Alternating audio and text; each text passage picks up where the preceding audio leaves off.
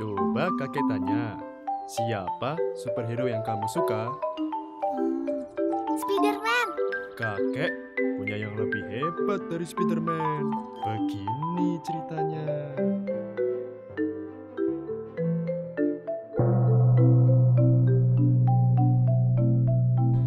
Di desa Bantar Barang, kecamatan Rembang, Purbalingga, lahirlah seorang anak bernama Raden Sudirman. Sudirman terlahir dari pasangan rakyat biasa.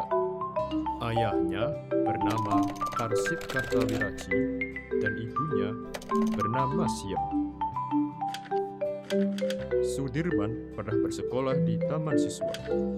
Kemudian melanjutkan pendidikan ke Sekolah Guru Muhammadiyah di Surakarta. Sudirman juga aktif dalam berorganisasi, termasuk ikut dalam pramuka Hizbul Waton yang dijalankan organisasi Islam Muhammadiyah.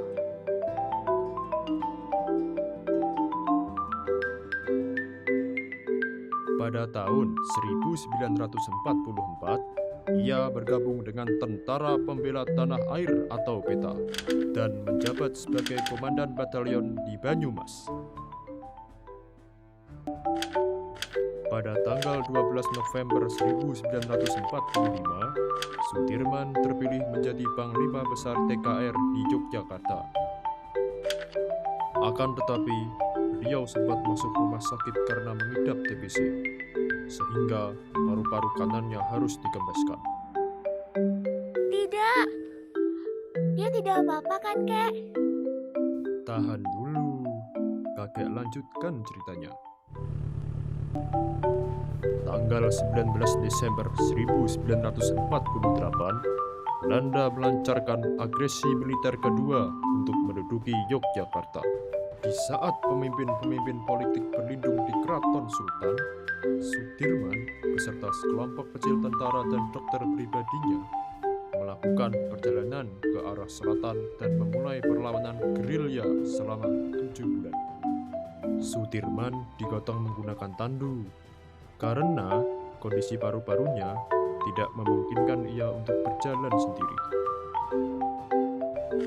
Awalnya, mereka diikuti oleh pasukan Belanda. Tetapi, Sudirman dan pasukannya berhasil kabur dan mendirikan markas sementara di Sobo, di dekat Gunung Lawu. Ketika Belanda mulai menarik diri, Sudirman dipanggil kembali ke Yogyakarta pada bulan Juli 1949.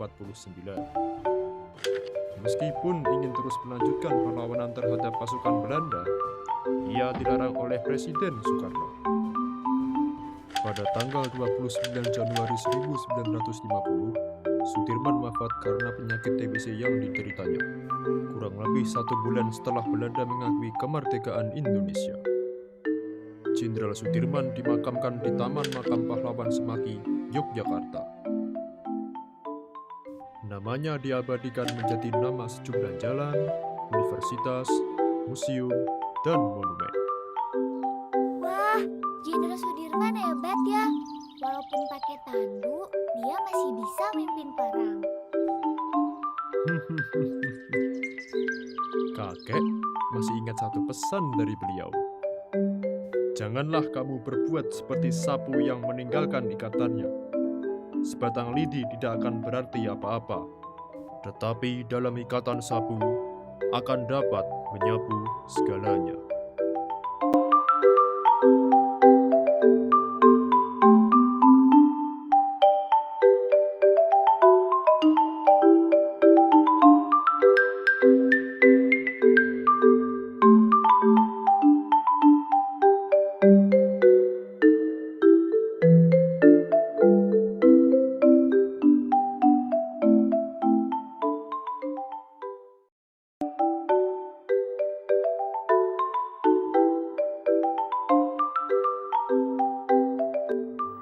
Jadi kesimpulannya adalah Jenderal Besar Sudirman merupakan pahlawan yang pernah berjuang untuk merebut kemerdekaan Republik Indonesia dari tangan penjajahan.